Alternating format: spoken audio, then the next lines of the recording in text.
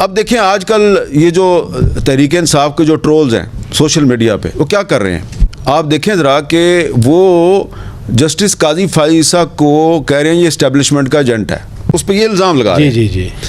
जबकि यही काजी फाइसा था कि 2019 में जब उन्होंने फैज़ाबाद धरना केस ये ताना भी देते हैं वैसे। देखें ना, आप वो पढ़ें, वो जो फैज़ाबाद धरना केस की जो जजमेंट है उसको अगर आप पढ़ें तो उसमें फाइसा साहब ने 2 इदारों को बाई नेम कहा था, ISI और ISPR, जी जी जी, कि आप सियासत में मुदाखलत बंद करें।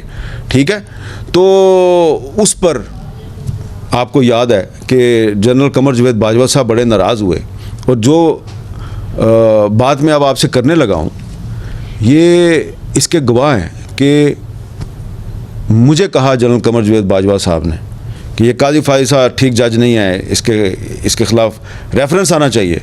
अच्छा, तो मैंने उनको ये कहा कि काजी फाइसा जो है मेमो गेट स्कैंडल में पीपल्स पार्टी उससे नाराज़ हुई, कोयटा बम धमाका केस में मुस्लिम लीग नून उससे नाराज़ हुई, और फैज़ाबाद धरना केस में PTI और आप नाराज़ हो गए, तो मेरे लिए तो वो बहुत अच्छा जज है।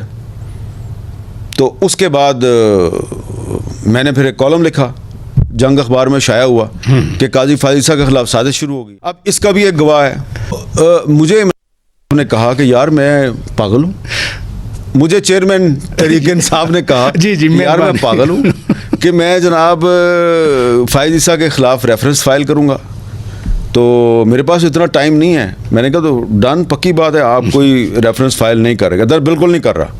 मैं आ गया, 2 दिन बाद रेफरेंस फाइल कर दिया। तो चेयरमैन PTI या वक्त के वज़ीर आज़म ने जब हामिद मीर को ये कहा कि नहीं करूँगा, तो उसके बाद कर दिया।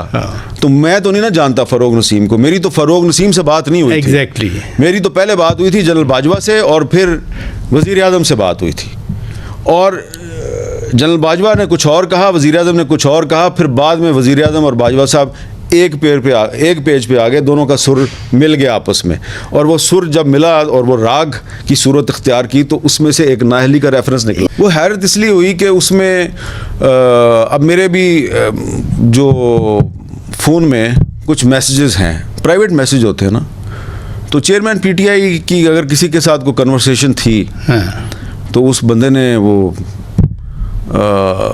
एक टॉक शो में पढ़ के सुना दी। अच्छा, तो उस पर मुझे हैरानगी हुई, और इस बात पे भी हैरानगी हुई कि वो बंदा जो है वो चेयरमैन PTI के कांटेक्ट में था उन दिनों में भी जिन दिनों में ये बात हो रही थी। तो उन दिनों में चेयरमैन PTI का दावा था कि इस किस्म के लोग जो हैं मैं तो उनको मुंह नहीं लगाता। तो मुझे वो याद आ गया चेयरमैन PTI की एक जो प्राइवेट कन्वर्सेशन थी, यार हमें तो कुछ और कहा था कि मैं तो उसको मुंह नहीं लगाता, और ये तो लोगों को अपने मैसेजेस पढ़ के सुना रहा है।